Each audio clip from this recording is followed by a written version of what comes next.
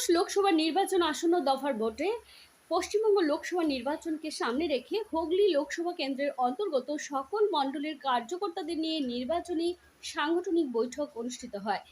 নির্বাচনী এই গুরুত্বপূর্ণ বৈঠকে উপস্থিত ছিলেন পাবিয়াচড়া কেন্দ্রের বিধায়ক তথা ত্রিপুরা প্রদেশ বিজেপির প্রদেশ সাধারণ সম্পাদক ভগবান চন্দ্র দাস। তিনি নির্বাচনী গুরুত্বপূর্ণ বিষয়ে আলোচনা করেন। Bureau report, vision TV. এবং সব থেকে বড় বিষয় যেটা বলতে চাইছি,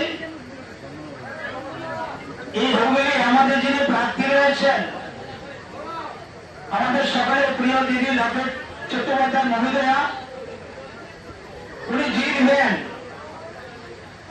এই হুগলি জিতছে,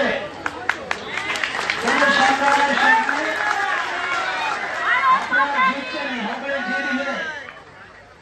এখন শুধু বাকি দুটো দিন বা 3টে দিন ইলেকশন পর্যন্ত আপনারা ইভিএম যতক্ষণ পর্যন্ত সিল না হচ্ছে ততক্ষণ পর্যন্ত আপনাদেরকে আরেকটু পরিশ্রম করতে হবে, আরেকটু সময় দিতে হবে।